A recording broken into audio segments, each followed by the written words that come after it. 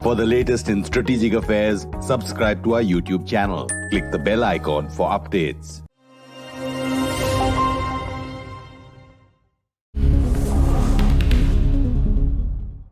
Mr. Secretary, 2 decades, trillions of dollars, thousands of lives.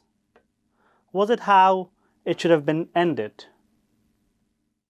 I think that's a question I'm sure that we'll be asking and answering for some time to come. But there are a few important things here. First, we have to start with why we went to Afghanistan in the first place.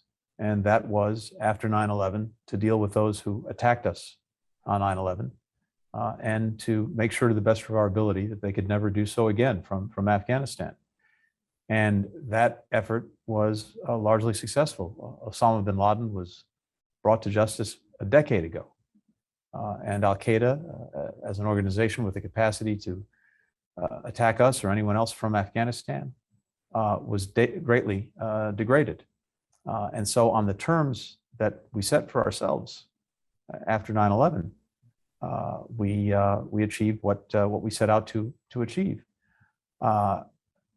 At the same time, as you said, 20 years, $1 trillion or more dollars, many lives lost, but also many lives changed. Right. We're going to look at all of that in the days, weeks, and months ahead. I'm sure that it will be the subject of ongoing conversation and ongoing debate. Right. Why did it turn out this way then? The return of the Taliban, a Taliban military takeover? Well, I think, again, that's a question that goes back many, many years. We've seen the Taliban over many years continuing to try to assert its authority over different parts of Afghanistan. Even in the last 6 or 7 years, the government's control over Afghanistan went from about 60% of the population to 40%. But in the last, so this has been. But in the last 100 days, it was very dramatic. How come nobody could see it happening? Well, I think an important question is what happened with the collapse of the Afghan security forces and the collapse of the government. I have to say, so many Afghans in the security forces acted with incredible courage and bravery and tremendous sacrifice. So many lost, but as an institution, it collapsed. And the government, of course, the government fled ultimately. All of that happened in a very, very short period of time. That you could not even evacuate. That you could not even evacuate Americans from Afghanistan, all of them, and a lot of Afghans, particularly the NDSF, they might feel that they were abandoned, they were let down by their U.S. counterparts. The evacuation effort was extraordinary, and overall, almost 125,000 people were evacuated in a very short period of time under incredibly difficult conditions, including the threat posed by ISIS-K, right. The situation at the airport itself. Right. And when it came to American citizens in Afghanistan, we evacuated nearly 6,000, virtually all of those who had identified themselves to us as American citizens and who wished to leave. There remained a small number who apparently still wish to leave, and we are absolutely committed to helping them do so, along with other Afghans who worked with us over the years, who may be at risk. And I should add this because it's very important. Mr. Secretary, the Taliban did you go ahead? Did you help President Ghani flee the country? No, in fact, did you know about it? No, I was on the phone with President Ghani the night before he fled the country. Did you? And in our conversation, let me finish, please. In our conversation, we were talking about work that was being done in Doha on a transfer of power. And in the absence of that succeeding, what he told me in that conversation the night before he fled is that, as he put it, he was prepared to fight to the death. In less than 24 hours, he left Afghanistan. So, no, I certainly didn't know about it, and we certainly did nothing to facilitate it. and he took millions of dollars in cash with him, your taxpayers' money and Afghans' money. Do you know about that? That I don't know. What I do know is that he left the country. And again, in a very short period of time, the security forces as an institution collapsed, and so did the government. Was he part of a challenge when it comes to the peace process in the past couple of years? Was he an obstacle to peace? Look, I'm not interested at this point in looking backward. There'll be plenty of time to do an accounting of the last 20 years. Okay. Because what's happened in the last few months is the accumulation of things that have happened over 20 years. But looking at the future, now that we're left with a full Taliban control, will you recognize the Taliban government? The Taliban says it seeks international legitimacy and international support, and that will depend entirely on what it does, not just on what it says. And the trajectory of its relationship with us and with the rest of the world will depend on its actions. Now, the Taliban has made a series of commitments publicly and privately, including with regard to freedom of travel, with regard to combating terrorism and not allowing Afghanistan to be used as a launching point for terrorism directed at us or at anyone else, including as well upholding the basic rights of the Afghan people, to include women and girls and minorities, right, to have some inclusivity in government, to avoid reprisals.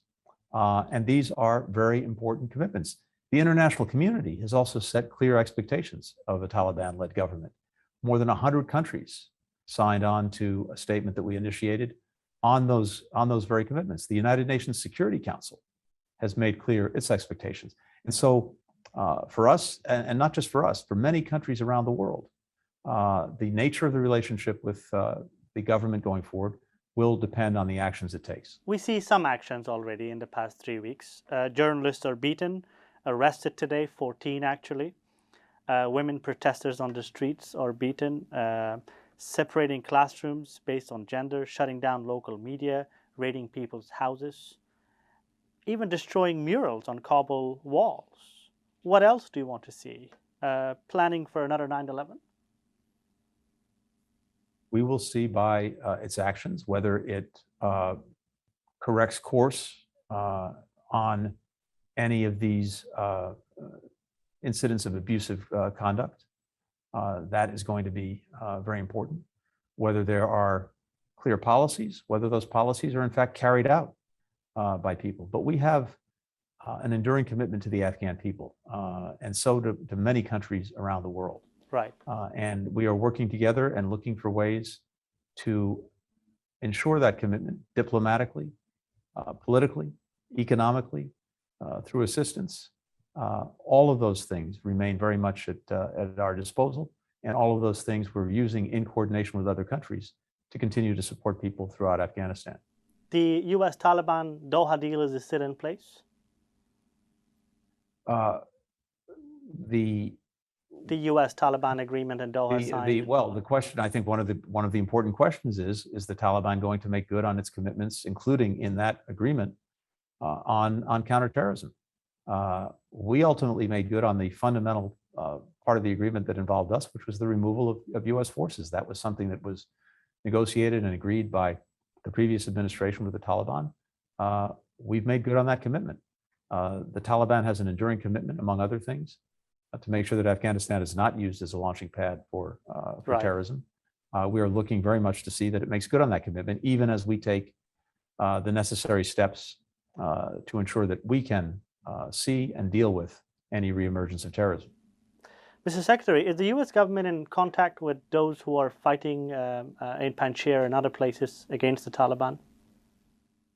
Our focus right now is on working with the international community to set clear expectations for the government that emerges in Afghanistan and to communicate those expectations to the government or the government to be, and to work on that basis.